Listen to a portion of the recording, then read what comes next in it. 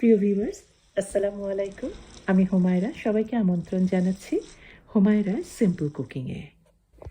শীতের পিঠাপুলির পর্বে আজ আমি আপনাদের সাথে শেয়ার করব মাংসের ঝাল পিঠা। আমার কাছে এই পিঠাটা কিন্তু ভীষণ ভালো লাগে। আমার মনে হয় আপনারাও এই রেসিপিটা পছন্দ করবেন। মাংসের ঝাল পিঠাটা তৈরির জন্য আমি মুরগির মাংসের রান আর থানের মাংস ব্যবহার করছি। এই রান থানের মাংসটা একটু বেশি জুসি বা রসালো হয়, আর ব্রেস্টের মাংস দিয়েও তৈরি করতে পারেন, কিন্তু দেখবেন যে ব্রেস্টের মাংসটা একটু শুকনা হয়। যে কোনো কিছু রান্না করলে দেখবেন যে একটু শুকনা শুকনা হয়েছে। এই জন্যই আমি রান থানের মাংসটাই প্রেফার করি কোনো কিছু রান্নার জন্য। মাংস হাড় থেকে তো আলাদা করে নিয়েছি, আর এভাবেই ছোট ছোট টুকরা করে রাখছি।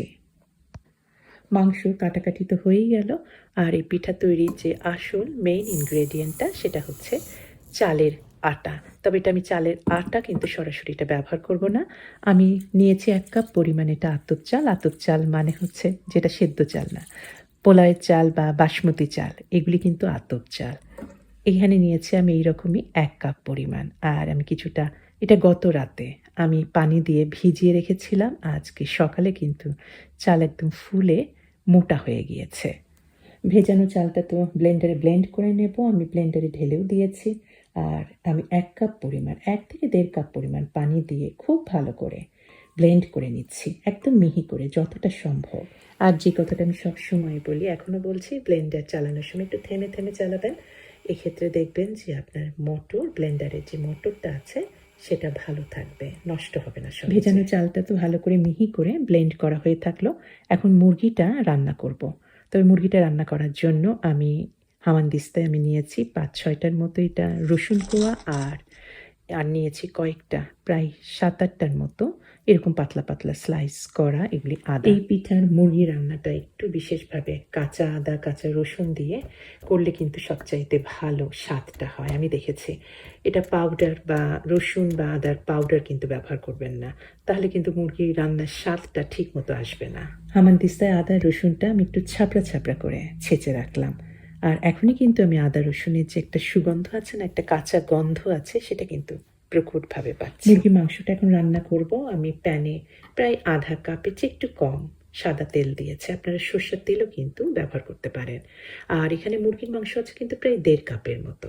আর কিছু গরম মশলা তো দিচ্ছি। আমি দিয়েছি 2টা তেজপাতা, 3-4টার মতো দারচিনি, আর 3-4টার মতোই দিলাম এলাচ। এই হচ্ছে গরম মশলা। আর এই পিঠাতে কিন্তু মাংস রান্না একটু বেশি পরিমাণে পেঁয়াজ ব্যবহার করতে হয়, তাহলে খেতে ভালো লাগে। আমি এখানে 2টা বড় সাইজের পেঁয়াজ কুচি কেটে নিয়েছি, আর এটা এখন কিছুক্ষণ ভেজে নিচ্ছি।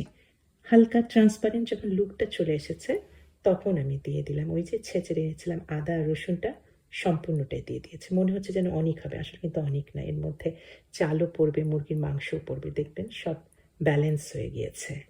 ছেঁচে নিয়ে আদা রসুনটা জাস্ট 2-1 মিনিটের মতো ভাজলেই হবে। আদা রসুনের যে একটা কাঁচা কাঁচা গন্ধ থাকে সেটা যাতে চলে যায়।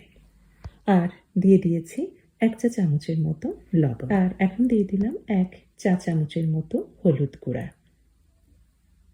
আর এখন দিয়ে দিলাম ধুয়ে নেওয়া পানি ঝরানো মুরগির মাংসগুলি। লবণ তো আগেই দিয়েছি, আর এই কারণেই দেখবেন যে মাংস থেকে খুব কম সময়ের মধ্যেই পানিটা ছেড়ে দিয়েছে। এই পানিটা সম্পূর্ণ শুকিয়ে নিতে হবে। ঢাকনা দিয়ে একটু ঢেকে আবার খুলে নাড়াচাড়া করে এই মুরগির মাংসের পানিটাই ভালোভাবে শুকিয়ে নিচ্ছি। এই মাংস পিঠা কিন্তু সাধারণত একটু ঝাল ঝাল ধরনের হয়। আমিও দিয়েছি কাঁচামরিচ, তবে কাঁচামরিচ 2-3টা কাঁচামরিচ আমি কেটে দিইনি, একেবারে ওই যে হামানদিস্তায় ছেঁচে দিয়েছি, যাতে ঝালটা খুব ভালোভাবে মাংসের মধ্যে চলে আসে। আর নাড়তে নাড়তেই দিয়ে দিলাম এটা ধনে গুঁড়া। আমি দিয়েছি প্রায় 1 চা চামচের মতো। মাংস কিন্তু রান্না বেশ হয়ে গিয়েছে। এখানে কিন্তু আলাদা করে পানি দেওয়ার কোনো দরকার নেই, কারণ মুরগির মাংস খুব তাড়াতাড়ি, আর ছোটো ছোটো এত টুকরা করেছে, এত ছোটো ছোটো টুকরা করেছে, খুব তাড়াতাড়ি সেদ্ধ হয়ে গিয়েছে। জাস্ট নামানোর আগে আগে দিয়ে দিলাম 1 চা চামচ পরিমাণ এটা জিরা গুঁড়া। একদম শেষ পর্যায়ে দিয়েছি, যাতে জিরার গন্ধটা সম্পূর্ণ থেকে যায়। একদম প্রথমে দিলে কিন্তু জিরা ধনে যদি প্রথমে দেন, দেখবেন রান্না তখন কি সেই গন্ধটা আর অত থাকে না, সেটা চলে যায়। এই জন্য একদম লাস্টে দেবেন। মুরগি মাংসের রান্না তো কমপ্লিট হয়ে গেছে, তেলটাও ছেড়ে দিয়েছে, একদমই পানি নাই কিন্তু। আমি এখন এই গরম মশলাগুলি যেগুলি গোটা গোটা হয়ে আছে, তেজপাতা, দারচিনি, এলাচ, এগুলি সব তুলে নিচ্ছি। আর সমস্ত তুলে নেওয়ার পরে আমি 1 মুঠো পরিমাণ শীতের ফ্রেশ ধনেপাতা কুচি ছড়িয়ে দিলাম। শীতের ফ্রেশ ধনেপাতার যে একটা সুগন্ধ আছে, এটা কিন্তু পিঠার মধ্যে খুব ভালো যাবে। মাংসটা রান্না হয়েই আছে, থাকুক, এই প্যানের মধ্যেই থাকুক। এখন এই প্যানের মধ্যে ওই যে আমি চালটা ব্লেন্ডারে ব্লেন্ড করে নিয়েছিলাম, সেটাই পানির সমেত সম্পূর্ণটাই ঢেলে দিলাম। এখানে কিন্তু চুলার আঁচটা একদম নিবু নিবু পর্যায়ে রাখবেন, একদম হাই হিটে যেন একদমই না থাকে, তাহলে একদম সঙ্গে সঙ্গে দলা পাকিয়ে যাবে চালের আটাটা। আর দিয়ে দিয়েছি 1 চা চামচের মতো লবণ। নাড়ছি, নাড়া বন্ধ করবেন না। নাড়তে নাড়তেই দেখবেন যে কিছুক্ষণের মধ্যে এটা যেন আস্তে আস্তে ঘন হতে হতে একেবারে দলা পাকিয়ে আসছে। হাঁড়ি থেকে যখন একটু উঠে উঠে আসছে, তখন নাড়া বন্ধ করে দিবেন এবং চুলা থেকে হাঁড়িটা আমি সরিয়ে নিয়েছি। এখন এটা দিয়েই পিঠাটা তৈরি করা হবে। তবে এখনই পিঠা তৈরি করব না, আমি ঢেকে রেখে দিচ্ছি জাস্ট 10 মিনিটের জন্য একটু রেস্টে।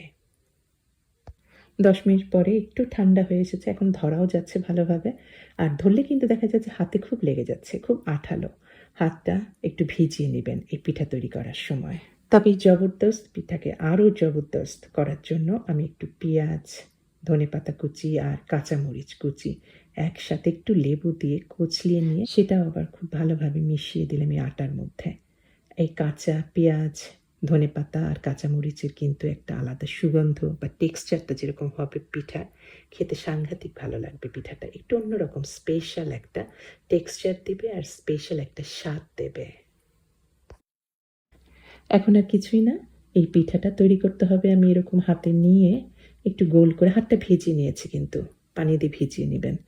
তারপরে যে গোল করে একটু আমি ছোট ছোট সাইজের করছি, আপনারা বড় সাইজেরও করতে পারেন। তো বড় সাইজের প্রবলেমটা কি জানেন, সেটা হচ্ছে উল্টানো একটু কঠিন হয়, ভেঙে যেতে পারে। দেওয়ার পরে কিন্তু ঢেকে দেবেন একটু সেদ্ধ হওয়ার জন্য। আর এটা তো আসলে আটাটা সম্পূর্ণ কুকড অবস্থাতেই আছে, খুব বেশি সময় কিন্তু লাগে না। এক এক দিক আপনি যেমন আমি ঢেকে দিয়েছি, যেমন এখানে এখন ধরেন জাস্ট 2-1 মিনিট লাগবে, 2 মিনিট থেকে 3 মিনিটের মতো হয়ে গেছে। এবং আস্তে করে তারপরে উল্টিয়ে দেবেন। উল্টানোর পরে কিন্তু আর ঢাকনা দেওয়ার কোনো দরকার নেই, ওই দিকটাও 2-3 মিনিটের মতো ভেজে তৈরি হয়ে গেল। উপরটা কিন্তু একটু মচমচে আর ভেতরটা হচ্ছে নরম, একটু রসালো, খেতে দারুণ মজার। সত্যি চালের আটা তৈরি করার যে ঝক্কি ঝামেলা আছে সেগুলি না নিয়েই কিন্তু চালের আটা দিয়েই এইভাবেই খুব সহজভাবে এই মজাদার শীতের ঝাল পিঠাটা তৈরি করে ফেলতে পারেন। চাল, মাংস, পেঁয়াজ, মরিচ, ধনেপাতা সবই তো আছে এক পিঠার ভেতরে, একদম ভরপেট খাওয়া। আমার তো মনে হয় সকালের নাস্তা বা বিকেলের নাস্তায় বা দুপুরের লাঞ্চে এই পিঠা যথেষ্ট। আর আমি যেভাবে করেছি, যে ফ্রেশ আদা রসুন যে ছেঁচে দিয়েছি, এইগুলি দেওয়ার জন্যই কিন্তু পিঠাটা আর একটু স্পেশাল হয়ে গিয়েছে।